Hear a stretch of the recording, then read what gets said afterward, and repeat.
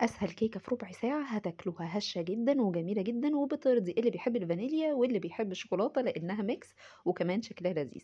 أول حاجة هاتي الخلاط بتاعِك حطي فيه بيضتين بس، شُفتِ موفّرة جدًا، وبعد كده هتحطي عليهم كوباية إلا ربع من السكر وكوباية إلا ربع من الزيت، وباحط عليهم رشة من الفانيليا السايلة، مش حاباها مع إني باحبها أوي، حطي فانيليا سكر. اضربيهم بقى ضربًا مبرحًا كده في الخلاط كويس جدًا. هتزوّدي عليهم إيه، هتزوّدي عليهم كوباية إلا ربع من اللبن. خلّينا كده حافظين المقادير، كوباية إلا ربع سكر، كوباية إلا ربع زيت، كوباية إلا ربع لبن، بيضتين ورشة فانيليا سايلة.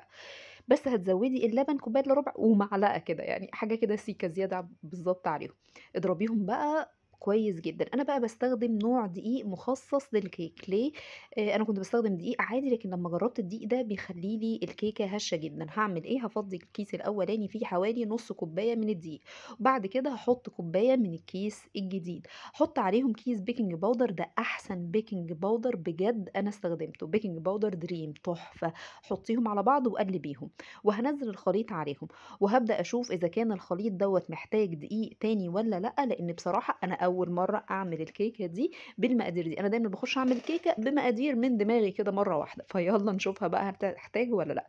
فعلًا وأنا باقلّبها حسّيت إنها سايحة أوي واحتاجت، فحطّيت عليهم كوباية إلّا ربع تاني من الدقيق، وقلّبتهم كويس جدًا، جدًا، جدًا. جِبت صاج ودهنته بالزيت ونزّلت عليه الخليط، أنتِ شايفة الخليط أهوّة لا سايح أوي ولا ماسك أوي، خليط وسط. هاسيب حوالي نُص كوباية من الخليط دوّة زي ما أنتم شايفين، حُط عليه معلقة من الكاكاو وحُط عليهم معلقة من اللبن وقلّبيهم كويس جدًا. بعد ما يندمجوا في الكيكة أو الخليط اللي إحنا سِبناه ده كويس، حطّيه في كيس وابدئي ارسمي بقى أو حطّيه كده زي ما أنتم شايفين بالطول وبالعرض.